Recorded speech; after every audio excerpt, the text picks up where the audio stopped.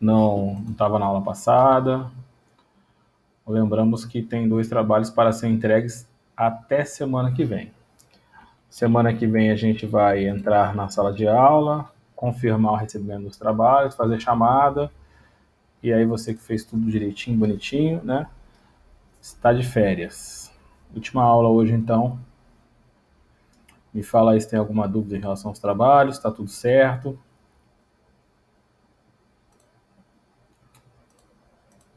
Não tendo dúvida em relação aos trabalhos, a gente vai fazer um último, né?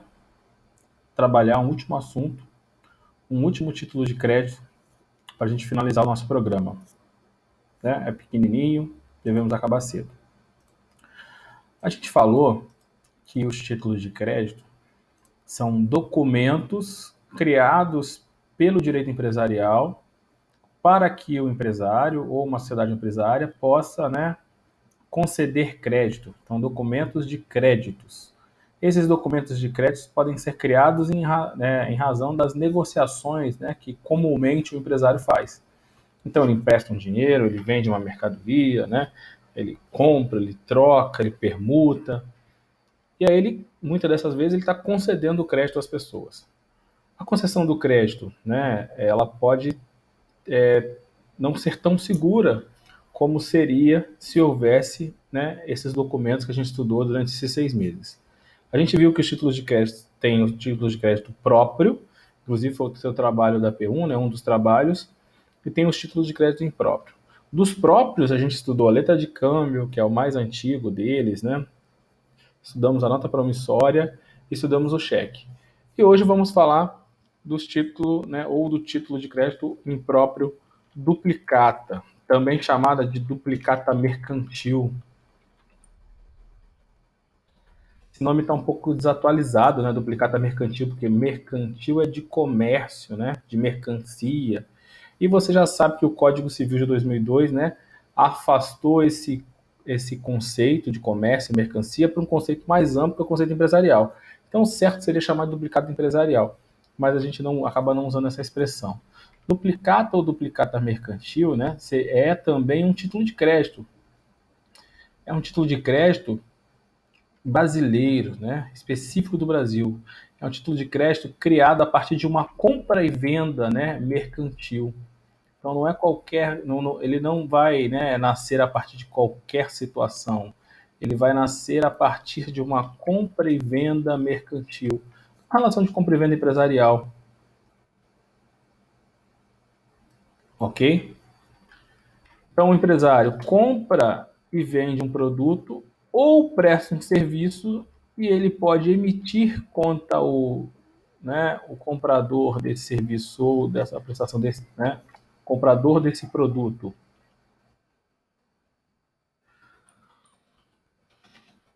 ou aquele que comprou, né, esse serviço, uma duplicata mercantil.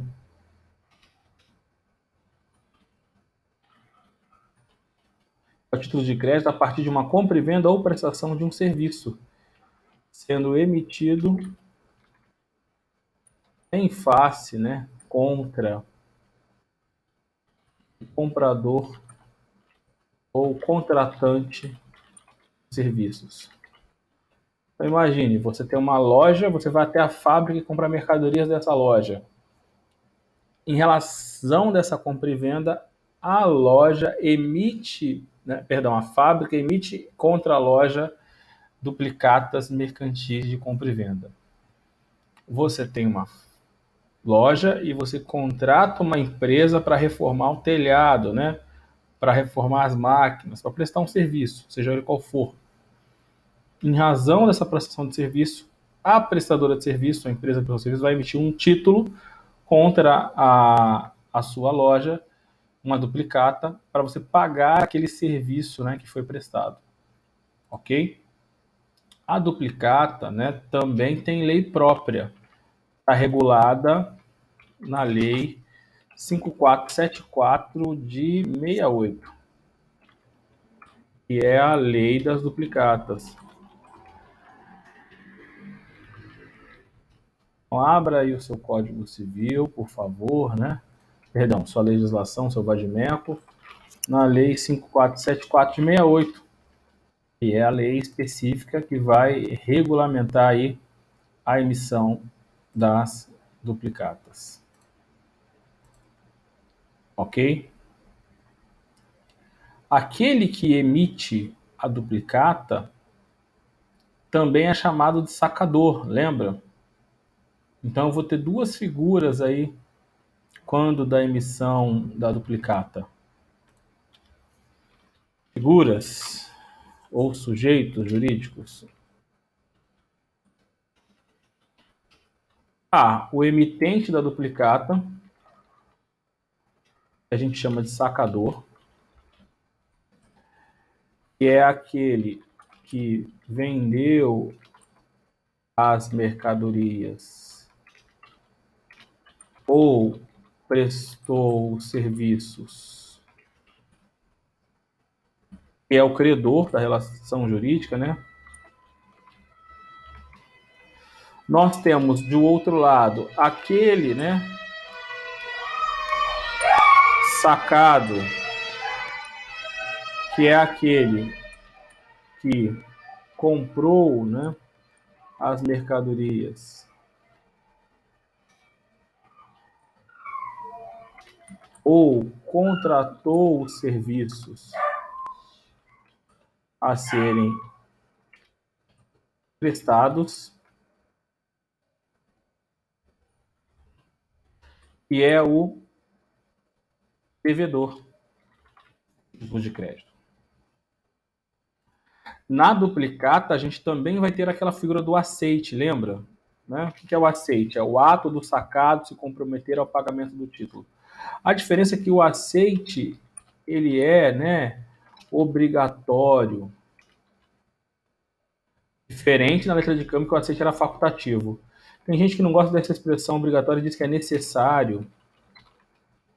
Ele é obrigatório, ele é necessário porque a pessoa contratou um serviço ou recebeu, né, uma mercadoria.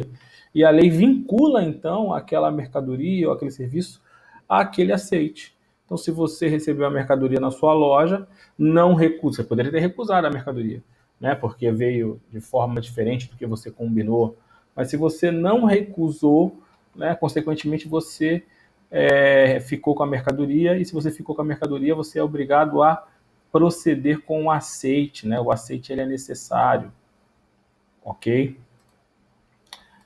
Muito cuidado, né? O que diz a lei? Vamos ver a lei no seu artigo 1º.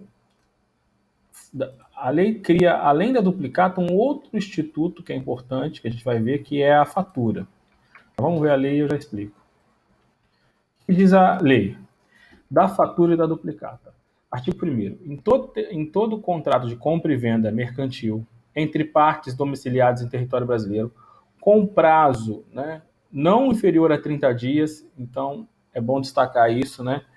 A duplicata vai ser emitida quando houver uma compra e venda, sim, mas com prazo, né, a prazo não inferior a 30 dias.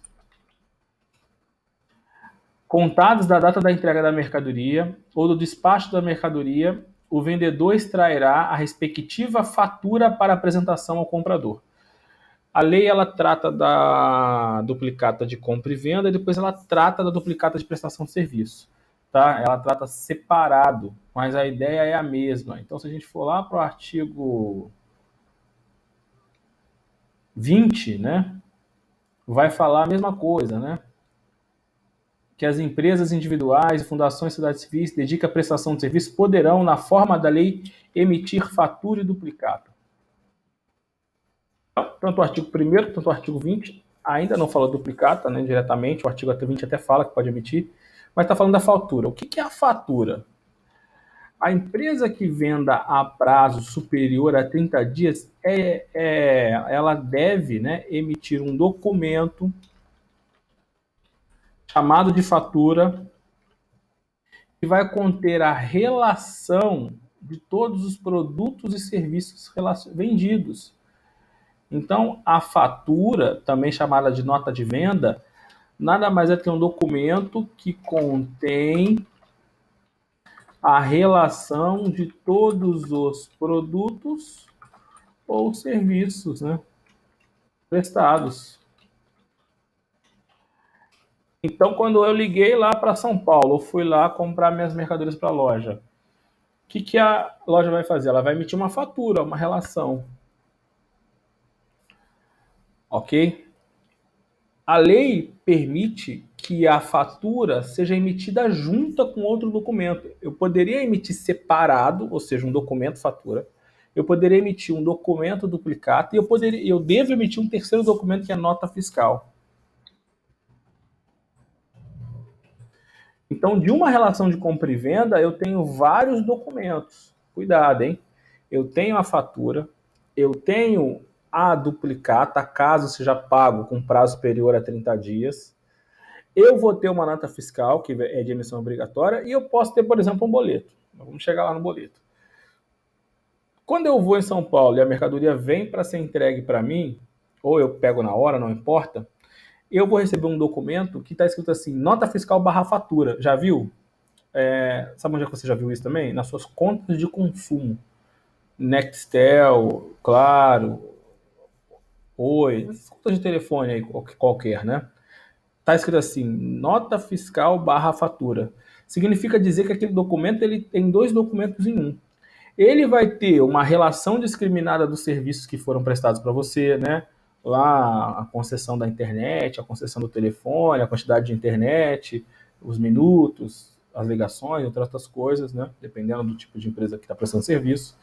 E ele vai ter também a nota fiscal. A nota fiscal é um documento tributário, né? Não é nem empresarial, mas está junto aí. A nota fiscal é um documento de emissão obrigatória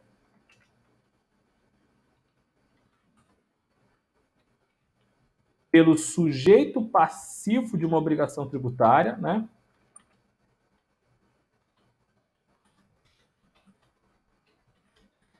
Da obrigação tributária,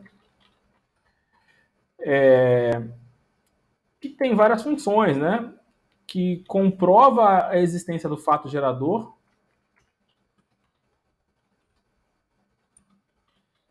Você estudou isso em direito tributário, né? Do fato gerador, fato que obriga você a emitir um tributo. E discrimina o tributo a ser pago.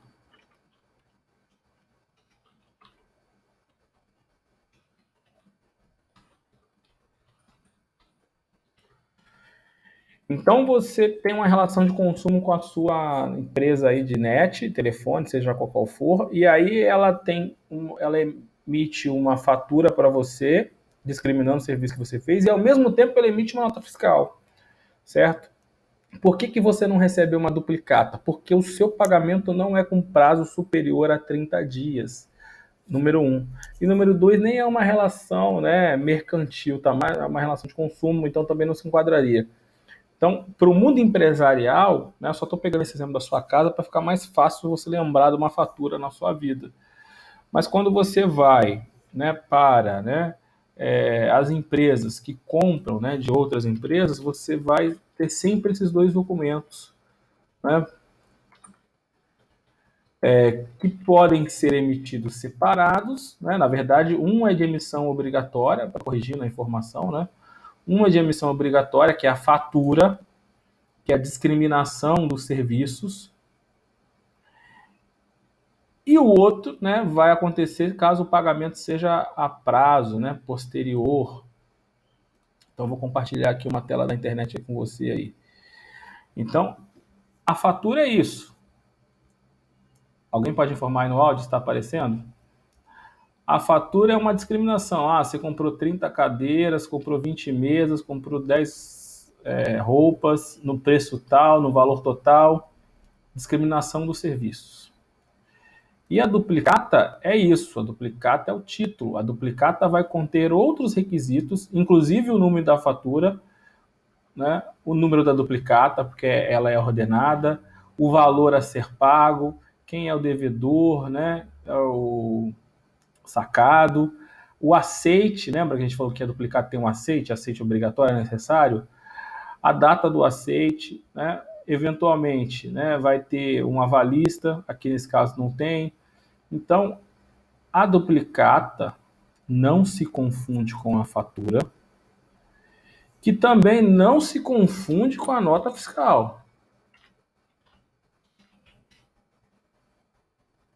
Certo? Quando você compra lá produtos ou serviços, né, de uma empresa aí qualquer, vai ser emitida uma nota fiscal, né? Hoje em dia tem a nota fiscal eletrônica, né, o documento auxiliar de nota fiscal eletrônica. Então, nota fiscal é uma coisa, fatura é uma coisa, duplicata é outra coisa e boleto é outra coisa. Certo? Todo mundo já viu um boleto na tua vida, né? E boleto é outra coisa. Não confunda. É possível de uma mesma relação jurídica empresarial eu emitir 4 documentos? É possível. Na prática isso não vai acontecer até por uma economia de papel. Então imagina que essa loja que eu dei exemplo para você, Fashion Here Santa, né? Como é que fala? Fashion Santa Cruz, Fashion Moda Santa Cruz, comprou de uma fábrica lá em São Paulo, ok? Quando ela fez o pedido, o que a fábrica fez? Emitiu uma fatura, até para produzir, né? Imaginando que não seja, né, pronta entrega. Emitiu a fatura, discriminou lá o serviço. Uma vez que essas mercadorias foram discriminadas, ela emitiu um segundo documento, a nota fiscal, ok?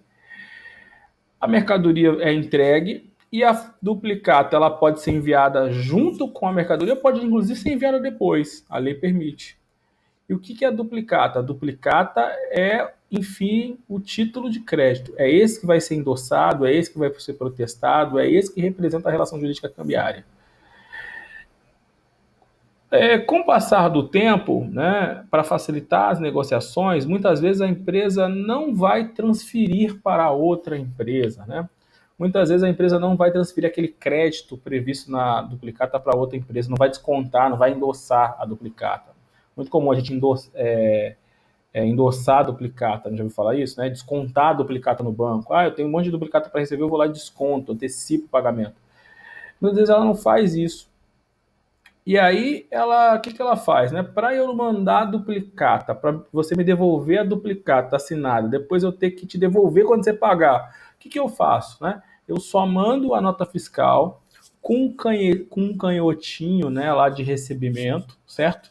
Aquele canhotinho que comprova que você recebeu as mercadoria, ele substitui a assinatura que vai ter na duplicata, tendo em vista que se você assinou o canhoto, significa dizer que você recebeu a mercadoria e, consequentemente, significa dizer que a duplicata foi assinada. É direito do credor, do fabricante, me enviar ou não a duplicata para ser assinada, ok?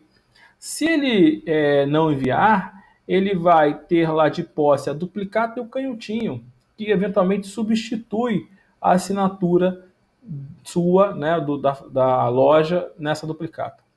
Ao invés de ele mandar a duplicata, ele manda um boleto para você pagar. Quando você paga o boleto, ele reconhece o pagamento, ele vai lá e rasga a duplicata, tendo em vista que você cumpriu a obrigação. Então, o que é o boleto, né? O boleto bancário? É uma ficha de compensação financeira. Boleto ou boleto bancário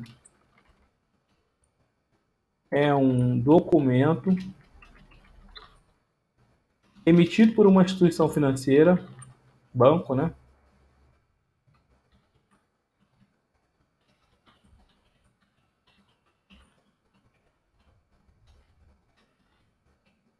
Na verdade, emitido por você e vinculado a uma instituição financeira, melhor dizendo, emitido pelo credor, né?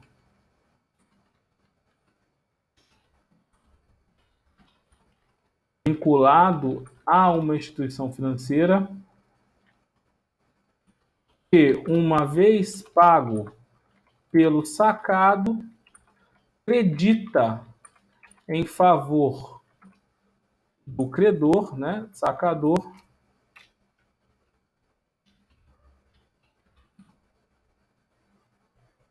a quantia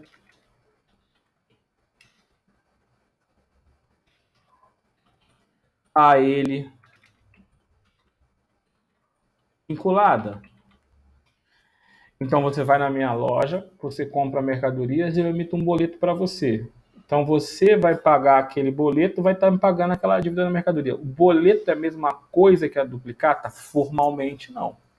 Formalmente eu deveria emitir a duplicata, formalmente eu deveria emitir a nota fiscal, que cada um tem sua função e cada um é uma coisa. Formalmente eu deveria emitir a fatura, fatura de emissão obrigatória. Toda empresa que compra, né, e vende, compra e vende produtos, e emite duplicatas, tem obrigação legal, corrigindo, de emitir as faturas.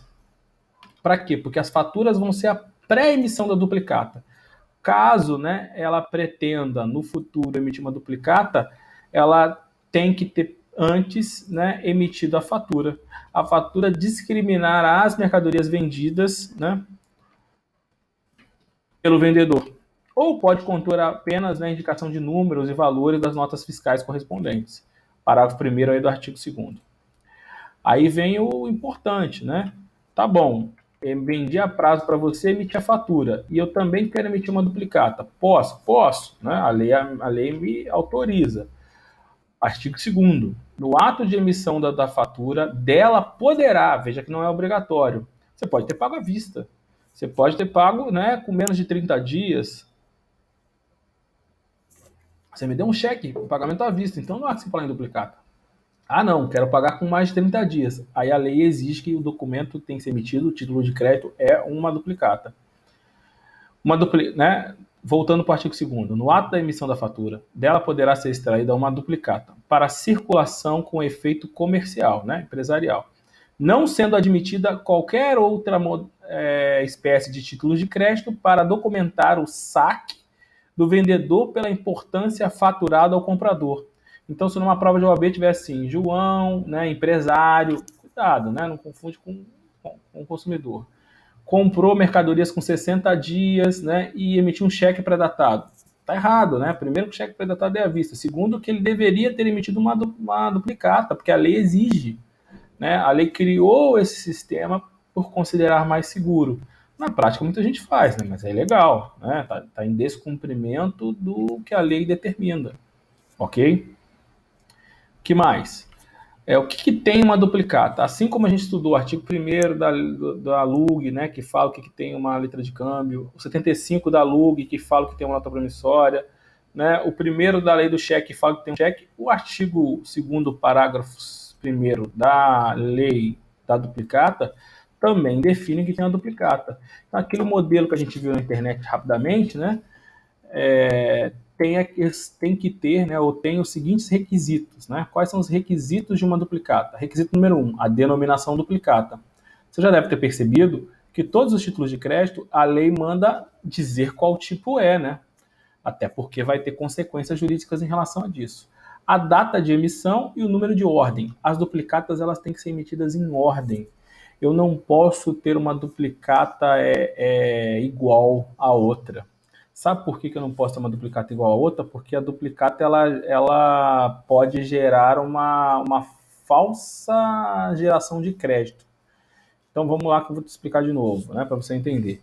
A lei diz que a duplicata tem que ser numerada, ou seja, duplicata 001, duplicata 002, duplicata 003, duplicata 004. A lei diz que antes da emissão da duplicata eu tenho que emitir faturas. Então você foi lá e fez um pedido. Tem uma fatura de número 001. Dessa fatura de número 01, eu posso, a depender de como foi feita a negociação, emitir uma duplicata. Duplicata de número 001, ou 002, 003, não importa, né? Uma segunda duplicata com outro número. E se eu for emitir uma segunda duplicata, vai ter um outro número, né? Sequencial. Ou seja, as duplicatas são ordenadas, né? Ou seja, uma depois da outra. Por quê? Porque eu não posso emitir duplicatas sem esse controle do número de ordem e nem essa desvinculação com a compra e venda efetivamente realizada, e nem essa desvinculação com a, né, fatura que ela decorre. Por quê? Porque se eu pudesse, né, fazer isso, o que poderia acontecer? Eu poderia estar simulando uma compra e venda. Vou te dar um exemplo para ver se vai ficar fácil para você, né? Imagine que eu seja dono de duas empresas. Eu sou dono da empresa A e sou dono da empresa B. E pode ser essa loja e essa fábrica. Eu falo para minha loja, eu falo, ó, emite uma duplicata aí como se fosse para minha loja, certo? Dizendo que a loja vai pagar essa dívida daqui a 30 dias, 45 dias, não importa, R$ 10.000. Aí a minha fábrica vai no banco, ou vai no fornecedor, ou vai em outro credor, não importa, e fala assim, ó, eu quero comprar a mercadoria de você. Né? Dinheiro eu não tenho, eu tenho a duplicata daquela loja XYZ que também é minha. Ou seja, eu vou lá e o que eu fiz? Eu simulei a duplicata, porque houve compra e venda de fato? Não, certo? Houve uma simulação de uma compra e venda. Né? Então, a duplicata ela poderia ser usada para, né, o empresário que está apertado, né, criar títulos de crédito para poder se capitalizar no mercado. Isso seria uma fraude, né? Não é possível fazer isso. Ele até pode pegar emprestado, dar um cheque. Uma coisa é eu falar assim, ó, tô te devendo, vou te pagar daqui a pouco, né? Com uma nota promissória, né? Te dando um cheque. Outra coisa é eu dizer que tem um crédito, concorda? Eu dizer que alguém está me devendo e ao invés dele me pagar, vai pagar você. É ruim, é outra situação.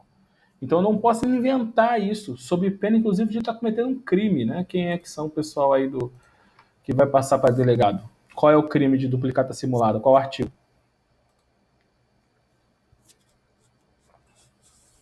Já estudou, né? Estelionato, né? Tem alguém aí? Estão assistindo live. Do empresarial, tudo bem. Empresarial chato, né, professor? Agora, penal tu sabe, porra. Laísa, tô falando contigo. Muito bem, Marcelo, parabéns. 172. Duplicata simulada. Emitir fatura, duplicata ou nota de venda que não corresponda à mercadoria vendida, em qualquer quantidade ou qualidade ou serviço prestado. Talvez agora faça um pouco mais de sentido, né? Para quando você estudou esse tipo penal lá no direito penal. Pena de detenção de 2 a 4 anos e multa. Parágrafo único, nas mesmas penas incorre aquele que falsificar ou adulterar a escrituração de livro de registro de duplicatas. Então, obrigado, Marcelo. Veja, né, por que tem esse crime? Porque o empresário poderia, né, forjar créditos, né, como se ele fosse credor, para poder usar isso no mercado. Então, ele estaria, né, prejudicando, né, a circulação das duplicatas reais. Ele estaria, né, fazendo com que as pessoas, né, desacreditassem no Instituto, que ele é muito bom. Então, para que isso não aconteça, a lei penalizou, né, a emissão de duplicatas simuladas. E como é que eu sei que uma pessoa está emitindo duplicatas simuladas ou não? Uma das formas que eu sei de fazer isso é que as duplicatas vão ser ordenadas. Que cada duplicata vai fazer referência a uma fatura, que é de emissão obrigatória. Além disso, né, além das faturas, né, você tem um controle das faturas, né, antigamente era um livro de faturas, hoje pode ser eletrônico. Eu também tenho um livro de emissão de duplicatas. Então, se uma fiscalização for na sua empresa, você emite duplicatas, ela vai olhar as faturas e as correspondentes duplicatas, ok? Por isso que eu tenho esse controle e essa vinculação entre a duplicata emitida e a fatura emitida. Então veja, né, parágrafo primeiro, a duplicata conterá a denominação duplicata e a data de emissão e o número de ordem, o número da fatura, ou seja, essa duplicata corresponde àquela fatura XYZ, a data de vencimento ou a declaração da duplicata ser à vista, a duplicata vai ser paga em 120 dias, né? A duplicata vai ser paga, né, em que prazo? O nome e o domicílio do vendedor e do comprador, a importância a ser paga, né? A praça de pagamento, local de pagamento, a cláusula ordem, que é a possibilidade de circular, e a declaração de reconhecimento de sua exatidão, né? Uma declaração dizendo que concorda com a duplicata. E a assinatura do emitente. Quase a mesma coisa dos outros títulos de crédito. Como eu já disse, né, os títulos de crédito são muito parecidos. São todos documentos que representam uma relação de dívida. Mas um vai ter o banco no meio e vai ser só à vista. O outro vai ser emitido pelo próprio devedor, né? O outro vai ser emitido pelo próprio credor. Então tem algumas variáveis, né, nos documentos que vão caracterizá-los de forma diferente. Mas, em regra geral, os títulos, são muito parecidos. São documentos que representam uma dívida. Simples assim, ok? Parágrafo 2º do artigo 2º é importante, cai em prova, né? Uma só duplicata não pode corresponder a mais de uma fatura. Então, vou te dar um exemplo que você vai entender. Uma só duplicata não pode corresponder a mais de uma fatura. Então, imagina que essa loja foi na fábrica, ou ligou para a fábrica e fez um pedido. Me dá 100 camisetas. Imprimiu lá a fatura, a discriminação dos produtos, e imprimiu uma duplicata. Tá tudo certo? Tudo certo. Uma duplicata corresponde a uma fatura. Ok? Vamos pensar no segundo exemplo. A loja pediu 100 camisas, depois ligou meia hora depois, né? E falou assim, ó, e já tinha sido emitida a fatura. E ela tinha, né, falou assim, ó, me dá mais 200 calças. Aí emitiu uma segunda fatura, né, com 200 calças, discriminação de serviços. Eu posso pegar, né, como eu ainda não emiti a duplicata, e juntar na duplicata duas faturas diferentes? A resposta não, a lei veda. Atrapalharia o controle, certo? Então, a fatura 001, né, tá na duplicata 001. A fatura 002 vai ter que ter uma duplicata de número 002. Eu não poderia ter uma duplicata para corresponder à fatura 1 e à fatura 2. Então, 001 e 002. Entendeu? Então, uma só duplicata não pode corresponder às duas faturas. É isso que a lei veda.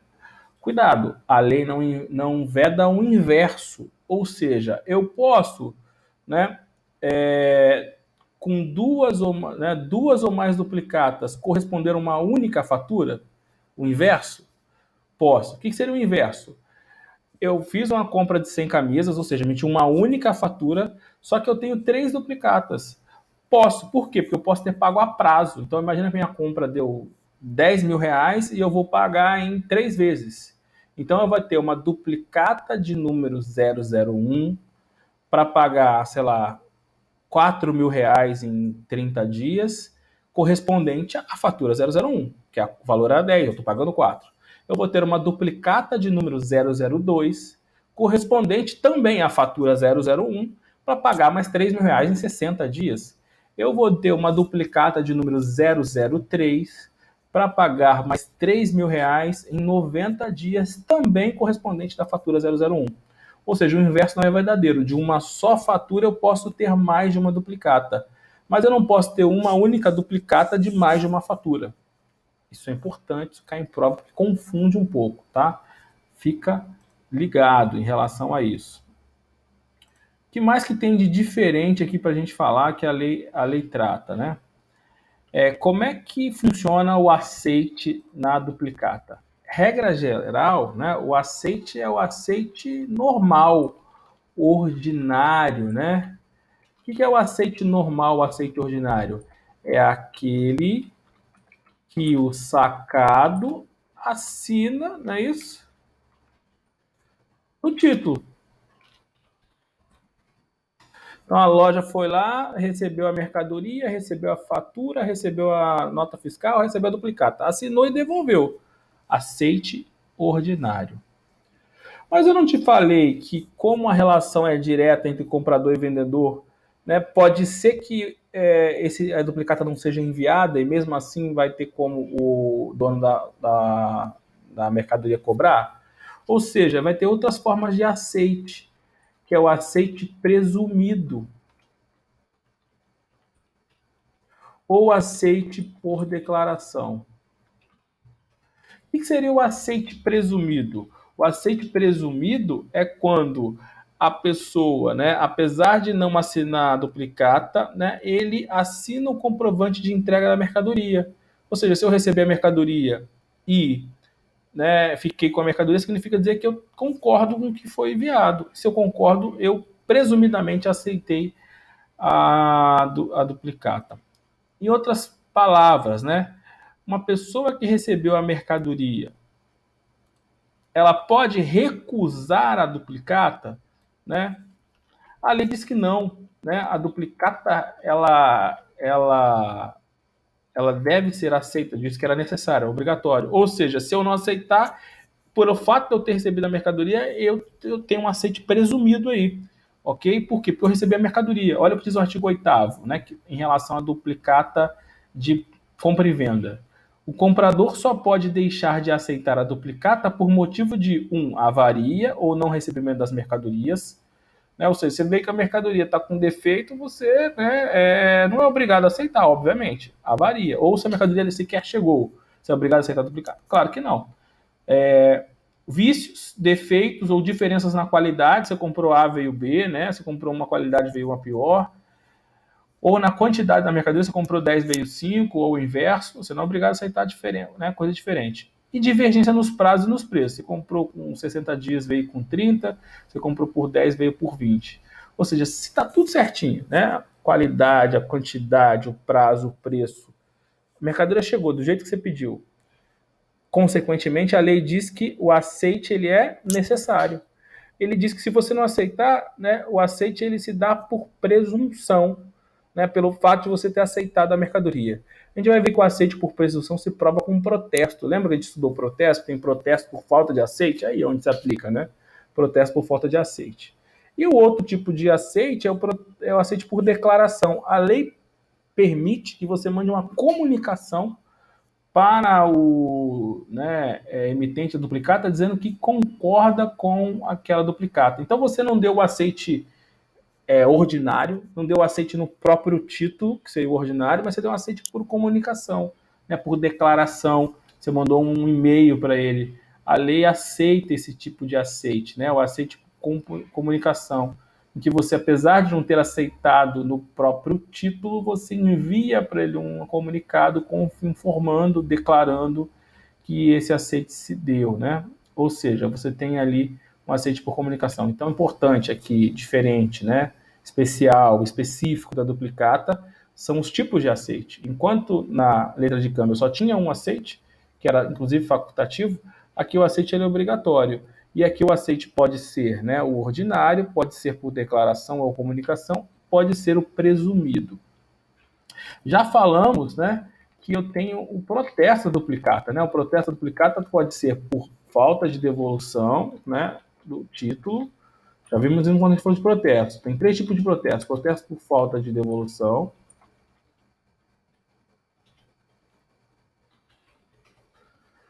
protesto por falta de aceite e protesto por falta de pagamento. Só para relembrar que a gente já falou isso quando a gente estudou protesto.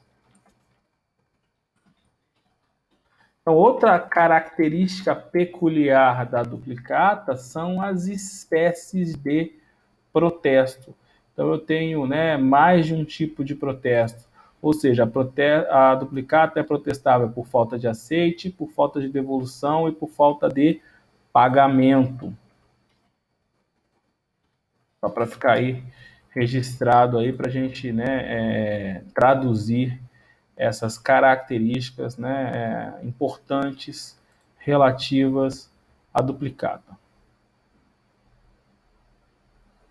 Outra coisa importante: se eu não posso emitir uma nova duplicata, porque elas são ordenadas, e o que acontece se eu extraviar uma duplicata? Que pode sumir, né? Perdeu, foi no correio, tal, alguém foi assaltado. Eu tenho que emitir uma triplicata. Então, o que é a triplicata? É uma nova duplicata. Na verdade, não é uma nova duplicata, é uma triplicata, é outro título, né? É o título emitido, acho que é o correto, né? É o título emitido em razão de uma duplicata extraviada. Então, se a duplicata for extraviada, o que eu faço? Já que eu não posso emitir uma nova duplicata, que a duplicata ela é, né, única, né? Que a duplicata ela é, né, numerada, já que a duplicata ela é, né, emitida uma vez só. Aí eu posso emitir uma triplicata. O que é a triplicata? É uma duplicata emitida em razão aí, né, de um extravio, né, da perda, né, de uma duplicata. Ela vai ser equivalente a uma duplicata extraviada ou perdida. Artigo 23. A perda ou extravio de uma duplicata obrigará o vendedor a extrair uma triplicata, que terá os mesmos efeitos e requisitos e obedecerá às mesmas formalidades daquela. Para a gente fechar, a gente tem aí, né, o prazo prescricional da duplicata, que é um pouquinho diferente, né, do que a gente já estudou. O que a gente viu nas aulas anteriores, né? Quando a gente fala de prazo prescricional. Lembra do que é prazo prescricional? O que é prazo prescricional? É o prazo que a lei estabelece para que o credor de um título de crédito possa cobrar do devedor aquele título não pago. Lá na letra de câmbio, né, e na nota promissório, eu tinha 3 prazos prescricionais. Era 3 anos contra o devedor principal, contados do vencimento do título. Era 1 ano contra o devedor cobrigado, não é isso? Endossantes, contados, né, do protesto do título. E era de 6 meses nas ações de regresso, ok? Aqui é quase tudo igual. Aqui vai ser 3, 1 e 1. Só vai mudar o último prazo prescricional, certo? A pretensão da execução da duplicata, então aquela fábrica que não recebeu da loja, quanto tempo ela tem para executar? 3 anos. Né? 3 anos é a prescrição, né, para executar essa dívida. De quem? Contra o sacado. Quem é o sacado? A loja. E se ele tiver um avalista, já falamos isso quando a gente estudou avalista, responde pelo mesmo prazo do avalizado, certo? Contados o vencimento do título. Imagine que a fábrica, ao invés de aguardar o vencimento do título, né, ela foi até um fornecedor ou até um banco e falou assim, ó, eu estou precisando aí da mercadoria, não tenho dinheiro. Você aceita uma duplicata aqui, né, da loja tal? Ah, eu aceito. Aí ele vai lá e endossa essa duplicata. Imagine que essa terceira pessoa aqui, esse terceiro fornecedor da fábrica, certo? Sei lá, uma fábrica de tinta, né, que fornece tinta aqui para os materiais aqui que usa para as roupas, né, que a fábrica vende, que a loja vende, exigiu também da fábrica um avalista. É possível? É. Então eu tenho credor, a fábrica de tintas, endossante, co-obrigado, devedor, né, secundário, a fábrica de roupas, avalista, devedor também, e eu tenho o devedor principal, que é o sacado, né, dessa duplicata. E também tinha um avalista. É possível? É possível. Então, se eu estivesse no quadro, na sala de aula, eu ia fazer, né, vários desenhos. Essa fábrica de tintas pode cobrar do endossante, pode cobrar do seu avalista, pode cobrar do sacado, né, e pode cobrar do seu avalista. Em relação a esses dois, a gente já viu que o prazo é de 3 anos. Em relação a esses dois, o prazo é de 1 ano, certo? Que é o segundo exemplo aí, a outra hipótese. Contra o sacado e seus respectivos avalistas, em 3 anos, perdão, a gente já viu, é o segundo, né? Desculpa. Contra os endossantes e seus respectivos avalistas, é de 1 ano contados a data do protesto. Ou seja, a fábrica de tinta para cobrar da fábrica de roupas, essa duplicata que não foi paga, pode fazer em quanto tempo? Em 1 ano. A contar de quando? A contar do protesto, certo? Isso aqui a gente já tinha visto quando a gente falou de letra de câmbio, é exatamente igual, ok? Não muda nada, certo? A relação aqui de endosso é uma relação mais fraca. Existe uma obrigação, né? Mais fraca no sentido de que é menor tempo para cobrar, né? Mas ambos são obrigações solidárias. Então, a fábrica de tinta pode cobrar da fábrica de roupa? Pode, né? Quanto tempo ela tem que fazer isso? 1 ano.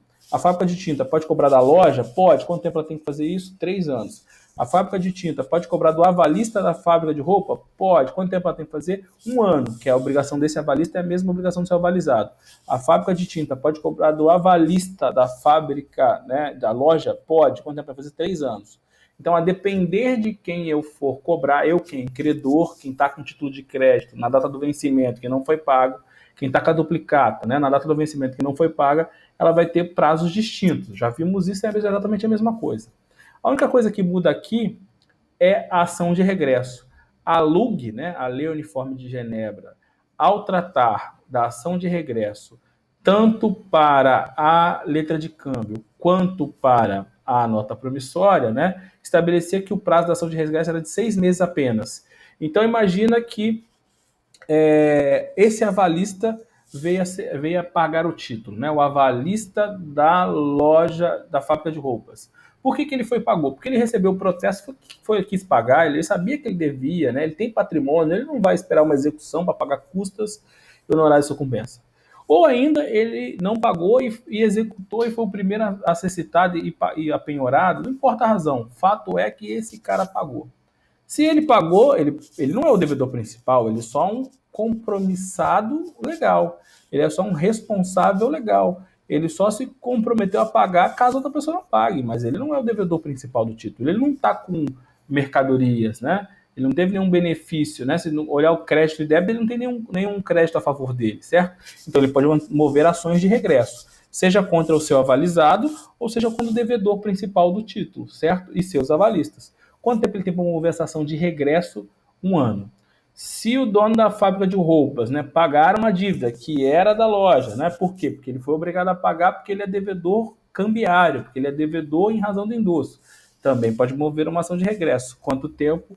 1 ano, tá? Aqui eu destaco para você, então, que o prazo é um pouco maior, né? Ao invés de 6 meses, é 1 ano a contar, né, da data de pagamento do título. O que a gente já estudou, né? Endosso, aval, protesto, tudo igual, né? Tudo se aplica da mesma forma. Então, destaquei para você, né, o que é mais importante, né, em relação à duplicata, ok? O que é diferente, né? O que caracteriza a duplicata. E a gente finalizou a nossa matéria, né? Graças a Deus, nosso conteúdo. Na empresa 3, tu tá 100%. Espero que acerte todas as questões na OAB. Ok? Se não acertar, vou ficar triste. Alguma dúvida?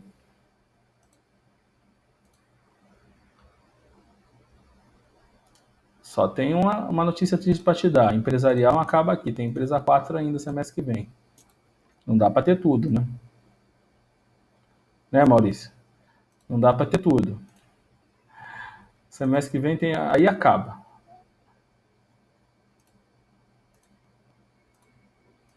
Brincadeiras à parte, espero que você tenha gostado de Empresa 3. Eu sei que empresarial não é uma matéria fácil, né?